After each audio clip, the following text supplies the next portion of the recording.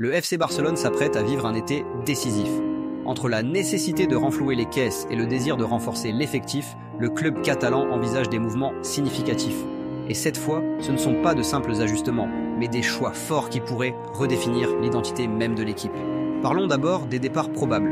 Ronald Araujo, malgré une prolongation de contrat jusqu'en 2031, pourrait quitter le club dès cet été.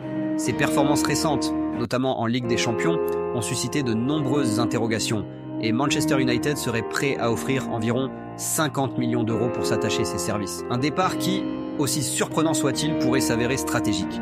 Araujo ne semble plus totalement adapté au style de jeu du Barça, et sa vente permettrait une rentrée d'argent précieuse pour respecter le fair play financier. Autre joueur en balance, Ansu Fati. Considéré à ses débuts comme le successeur de Lionel Messi, Fati n'a jamais réussi à retrouver son meilleur niveau. Son temps de jeu a drastiquement diminué, et des problèmes extrasportifs sont venus entacher son image. Ne figurant plus dans les plans du nouvel entraîneur Hansi Flick, son départ permettrait de libérer de la masse salariale, tout en ouvrant la voie à d'autres jeunes talents de l'académie. Enfin, Fermín López, le jeune milieu de 22 ans, est lui aussi sur les tablettes de clubs saoudiens, qui lui proposent un salaire annuel dépassant les 8 millions d'euros. Le Barça, de son côté, ne le céderait qu'en échange d'une offre supérieure à 60 millions. Mais là encore, cette opération représenterait une manne financière importante, permettant au club de réinvestir sur des postes clés tout en respectant les limites budgétaires imposées. D'autres départs sont également envisagés. Frenkie de Jong, sous contrat jusqu'en 2026, pourrait être transféré si aucune prolongation n'est signée. Le Milan AC aurait proposé 25 millions d'euros plus 10 millions en bonus. Mais le Barça en attendrait 45 millions. Andreas Christensen, en manque de temps de jeu, est également sur le départ, tout comme Eric Garcia, qui intéresse Gérone et le club italien de Com. Pablo Torre, quant à lui, pourrait être cédé en cas d'offre satisfaisante.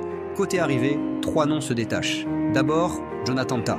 Le défenseur allemand de 29 ans est en fin de contrat avec le Bayer Leverkusen et attire déjà l'intérêt du Bayern Munich et du Real Madrid. Mais le Barça pourrait bien tirer son épingle du jeu.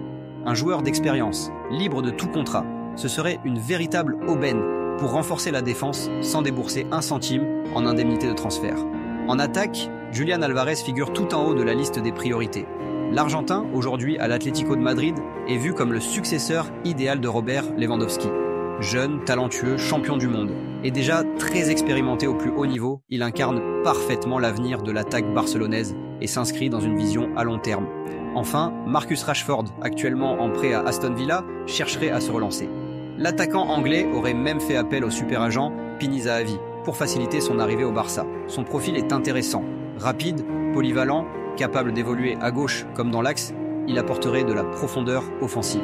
Et surtout, un prêt avec option d'achat permettrait au club de gérer prudemment ses finances, tout en renforçant son secteur offensif. Le Barça envisage également d'autres renforts. Joshua Kimmich, en fin de contrat en 2025 avec le Bayern Munich, est une cible prioritaire pour renforcer le milieu de terrain. Nico Williams, l'ailier de l'Athletic Bilbao, est également dans le viseur du club catalan. Benjamin Šeško, attaquant du RB Leipzig, est une autre option envisagée pour renforcer l'attaque. Ces mouvements, s'ils se concrétisent, pourraient bel et bien poser les bases d'un nouveau cycle victorieux pour le FC Barcelone. Dans une prochaine vidéo, je parlerai de comment devrait jouer le FC Barcelone l'année prochaine et à quoi devrait ressembler le 11 qui sera aligné par Flick la saison prochaine. Et vous, les Barcelonais, quel joueur doit absolument rester? Et lequel doit partir selon vous? Dites-le nous en commentaire. Merci d'avoir regardé la vidéo jusqu'au bout. On continue de s'abonner, de liker et de partager. Visca Barça.